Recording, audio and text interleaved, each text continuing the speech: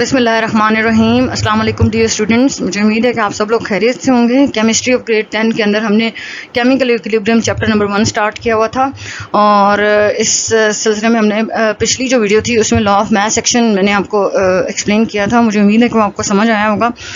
और आज उसी से रिलेटेड हमारी जो प्रैक्टिकल एग्जांपल्स हैं, जो रिवर्सिबल रिएक्शंस में से हमने इक्विलिब्रियम कांस्टेंट एक्सप्रेशन जो लिखने का मेथड है वो मैं आपको बताऊंगी।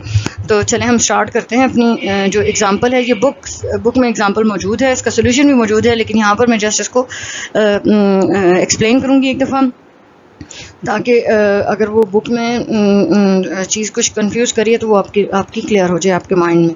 ठीक है, अच्छा। एग्जाम्पल 9.2 है जी, राइटिंग इक्विलिब्रियम कांस्टेंट एक्सप्रेशन, और यहाँ पे जो रेड पॉइंटर है वो आपकी हेल्प करेगा इस चीज़ को समझने के लिए। क्वेश्चन ये है कि coal can be converted to gaseous fuel as methane. कोयला जो है उसको हम वो गैशियस मीथेन में कन्वर्ट कर सकते हैं, CH4 में। Coal react with hot steam to form carbon monoxide and hydrogen. ठीक है जी, जब हम कोल को रिएक्ट करते हैं स्टीम के साथ तो वो कार्बन मोनोऑक्साइड और हाइड्रोजन में कन्वर्ट हो जाता है, और these gases can react further to give methane. तो यहाँ पर कुछ रिएक्शंस दिए हैं, जैसे कोल, कार्बन के लिए कोल वाटर के साथ रिएक्ट करेगा तो आपके पास ये डायरेक्ट रिएक्शन है, कार्बन मोनोऑक्साइड और हाइड्रोजन बन जाएगी। फिर यही कार्बन मोनोऑक्साइड CO रिएक्ट करेगा हाइड्रोजन गैस के साथ, तो आपके पास मीथेन गैस बनेगा CH4। तो CH4 वाटर और साथ में आपके साथ वाटर आ जाएगा। ये बेसिकली आपका रिवर्स रिएक्शन है। नीचे देखें, और ये बाय मिस्टेक इसका एरो जो है वो डायरेक्ट वाला आ गया, लेकिन ये carbon monoxide man react with hydrogen, it will produce methane and water. This is a reversible reaction.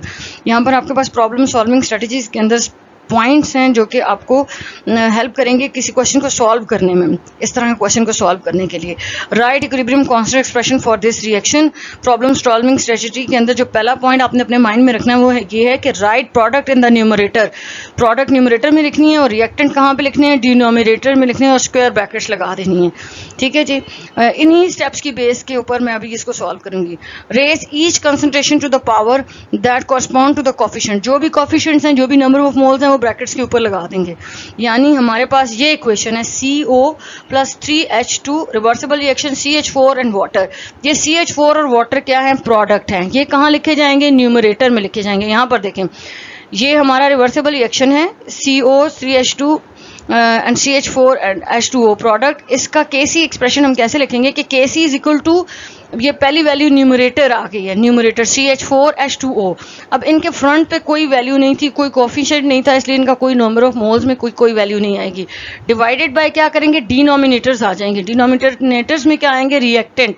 Reactant है कार्बन मोनोऑक्साइड और हाइड्रोजन गैस। हाइड्रोजन गैस के जो कोफिशिएंट है, ये जो नंबर ऑफ मोल्स हैं, ये हम ब्रैकेट के ऊपर मेंशन कर देंगे। ठीक है जी, प्रोडक्ट की वैल्यूज को न्यूमरेटर में लिखेंगे, रिएक्टेंट को डिनोमिनेटर में लिखेंगे, जो नंबर ऑफ मोल्स हैं वो ब्रैकेट के ऊपर मेंशन कर देंगे, जिन्हें हम कोफिशिएंट्स कहते हैं। किसी भी रिवर्सिबल रिएक्शन के लिए अगर आपको ये KC एक्सप्रेशन लिखना है तो इट इज़ नॉट डिफिकल्ट। आपने एक बैलेंस केमिकल इक्वेशन या जो भी इक्वेशन आपके पास क्वेश्चन में, पेपर में या बुक में गिवन है, रिवर्सिबल रिएक्शन को उसको आपने यूज़ करना है। KC is equal to product लिखेंगे ऊपर और नीचे लिख देंगे रिएक्टेंट। यहाँ पर एक जो इक्वेशन है इसके अंदर एक मिस्टेक है, सोल्यूशन के अंदर यहाँ पर ब्रैकेट्स नहीं लगी हुई। ठीक है, जो कंसंट्रेशन ब्रैकेट्स हैं, यानी 2 के बाद आपने कंसंट्रेशन ब्रैकेट लगानी है और उसके बाद 3 के बाद भी आपने यहाँ पर भी लगानी है। डिराइव्ड इक्विलिब्रियम कांस्टेंट एक्सप्रेशन, ये क्वेश्चन है, और यहाँ पर फिर जो है हम क्या करेंगे, नीचे इसका सोल्यूशन है। ये बेसिकली ऊपर question, derived equilibrium constant expression for this reaction, write an equilibrium constant expression for the following reactions.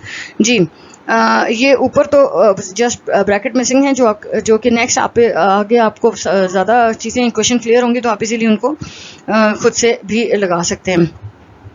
ये हमारे पास जो पहली इक्वेशन है, 4HCl ऑक्सीजन के साथ रिएक्ट करेगा, वाटर और क्लोरीन बन जाएगा। इसको कैसे लिखेंगे जी, प्रोडक्ट हमारे पास वाटर और क्लोरीन है।